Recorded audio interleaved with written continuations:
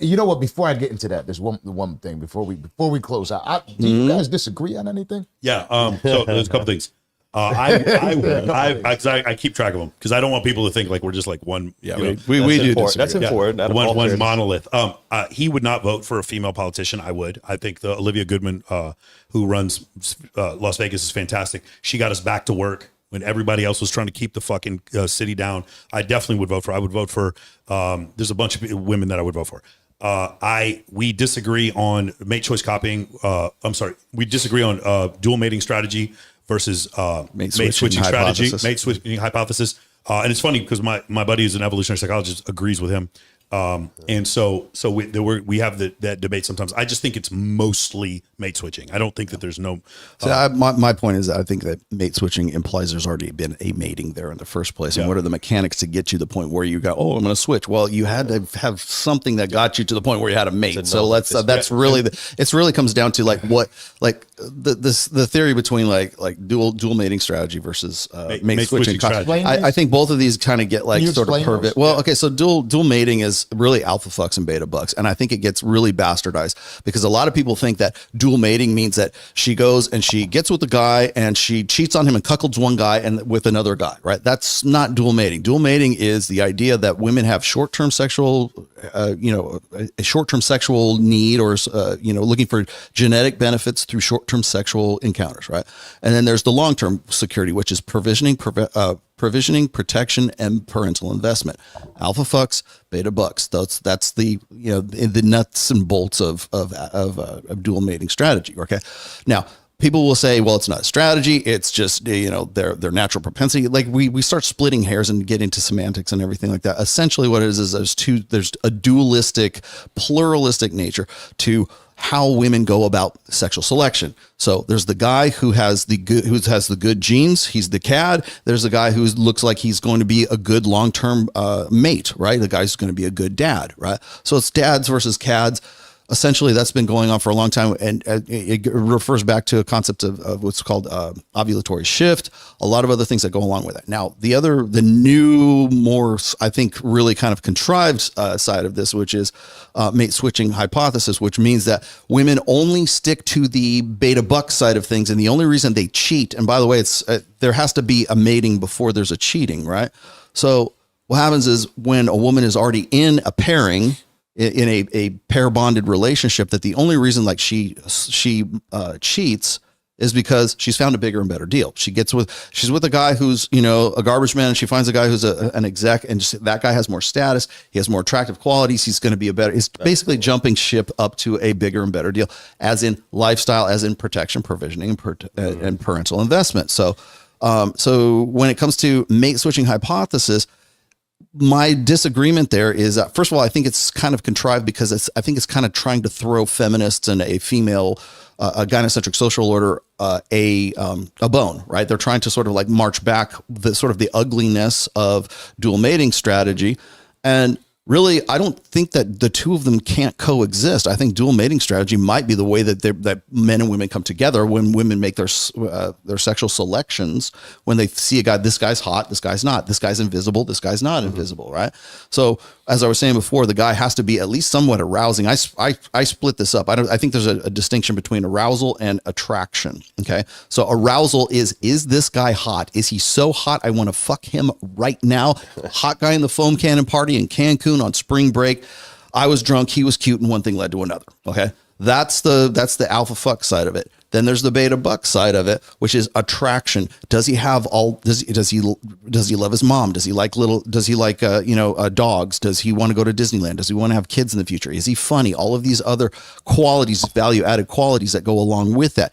The ideal situation is to find the guy who looks like Henry Cavill, who fucks the shit out of her, and also has a lot of fame, status, high value guy on the opposite side of that. So you've got like sort of it's the Madonna complex, but it's like in reverse for women, right? So there's the guy who's like, he's the best of both of those things. That's the ideal situation. Women will describe this as the total package. They're looking for the whole package. They're looking for a guy who's the best of both worlds. The problem is those guys rarely exist in the same individual. So there's guys that are good for fucking, and they're the fuck boys. Women will literally call them fuck boys. And then there's the guy who's like, well, I wanted him, I settled for him because I'm 30 years old, and my eggs are drying up, and I really need to have a family pretty soon, and I need a man with benefits, right?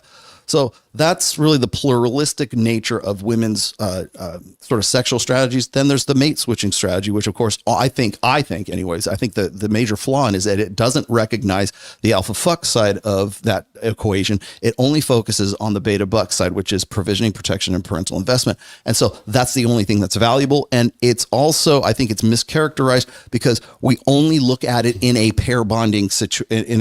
Like that's the ultimate goal, which is pair bonding. Okay. It's how are we going to form a family? And I think that's a very popular narrative right now because we're in the age of the tradcons and moralism and everything else, and we ought to be forming families because the fertility rate is in the shitter, and so that should be what we're focusing on right now. When in fact it completely ignores the fact that women just want to fuck sometimes. That's all they want to do because they see the hot guy and they want to get after it with that guy. So this is I can't stop smirking. Go ahead, Mike. I'm going to explain. Stop smirking because of his face the whole time. He's like, "I'm coming for you." No, it's not. I'm going to explain the same thing he explained, but like from a different perspective. I don't think that they can't coexist. Put it that way. I don't necessarily. I think that mate switching would come after. We both agree that they coexist. The difference is this, right? So the reason why is there was a study done where about 80% of the time when women had cheated on they fell in love with their affair partner, and it was about 30% of the time with men. And also most women don't cheat most of the time.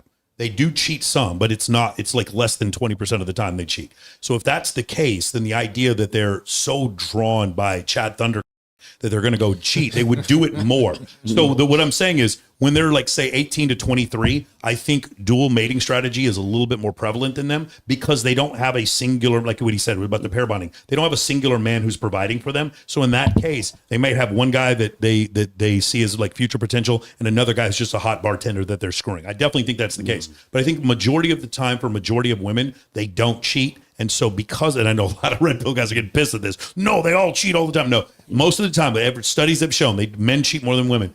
And so if that's the case, then what I believe is for a woman, just consider like if a woman were to cheat on her husband who actually makes more money with a guy who makes less money and falls in love with that guy, that is a terrible evolutionary adaptation. And when Dr. Buss explained it like that, I was like, yeah, I kind of agree. And so I think it's mostly mate switching hypothesis. Now, can the mate switching be bigger, better deal? Can she see a guy who's better looking and a bigger, better deal and say, I'd rather be with that guy? Yes. But generally when she does that, she switches. She doesn't stop. She doesn't like leave. She leaves her husband and doesn't go back to her husband. She's just picked the new guy. And that's why I believe in the mate switching more than I believe in dual mating. Now, here's the thing. I know a ton of girls are sugar babies, and they're definitely into dual mating strategy. 100%. But those women have gone through so much shit in their life. They're dealing with so much baggage and trauma. See, and then we qualify it because if you go and you look at like the situation with Steve Harvey, like Steve Harvey is you could say he's a simp, whatever you want to talk about it,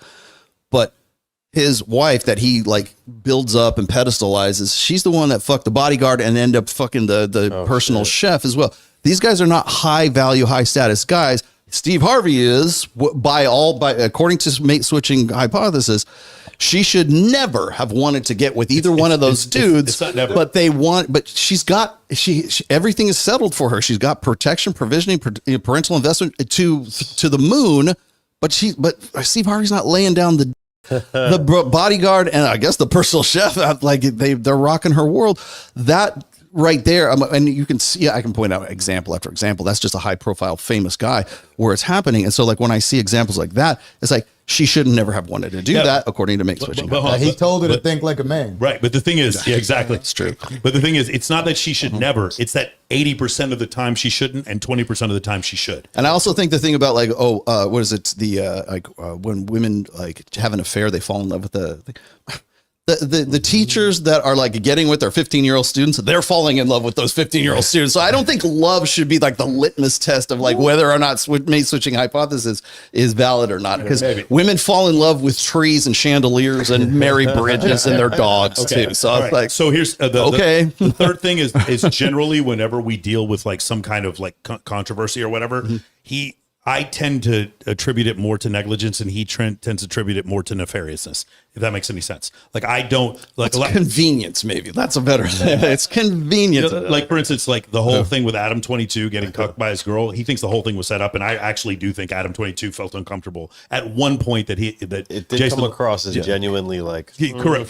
So like, but he thought it was a little bit more like the whole thing was contrived. The same thing with Dylan Dennis, Dylan Dennis and Logan Paul. I straight up think Logan Paul has template right there. I think, exactly. I think Logan Paul just doesn't have any game. Picked a girl who's older than him, who had more game than he did. She basically got to the final. She got to Bowser in Super Mario Brothers. She got to the final boss. She can't do better than Logan Paul, and so she decided to marry him. And the girl had been with has a fucking super high body count. And Dylan Dennis absolutely caught him slipping on that one, and now he has no choice but to stay with her. I think that's what happened. And Rolo tends to think the whole thing was the whole thing was. By the way, I don't think it's nefarious. I think it's genius. Actually, is what I think. So great case. I was like, I wish I would have figured that one out first. So like the ultimate example is like Andrew Tate, who literally he talks about there being a matrix in there, but like in his matrix, they're all in like communication with each other every day, and I don't believe that. Like neither does Rolo, but like I just think they see I think they see the code in the matrix. I think they see the design. It's what I call engagement media, which is what we're doing right now. Like this hasn't existed in like human. Yeah. We're still in the infancy stages of this.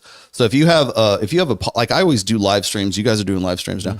Every time we do live streams, you're engaging with the chat. You're engaging with the live audience that can like chat in, or you look at it, or they super chat, and they feel like they can direct the course of the conversation, like the narrative of it. Well, if you take that on even OnlyFans, want to know why OnlyFans is so popular? Because the guys that follow those chicks on OnlyFans feel like if they give them enough money, they can influence that woman's life so that she'll go and do whatever they want. And in some cases, they tip them enough, they probably will, right? That's a form of engagement media. Wow. And so when you take that and you amplify it to a larger scale, as Adam 22 did, the event was my wife's getting down by what's that guy's name? By black guy. Yeah. Jason Love. Yeah. Jesus. So and it's coming next week. It's going to be next Thursday. And I'm not feeling comfortable with it. Let's get Destiny on and talk about this because he's a cock. So how fucking convenient is that? And so, and then of course what happens is he starts exchanging words with Jason Love. And that now suddenly it's revealed that Adam 22 was actually the one who was filming it at the time. And I'm like, how fucking convenient. That wasn't confirmed. I was going to say, did he really he did. And then DJ Academics comes in. He says, we're going to have a watch party.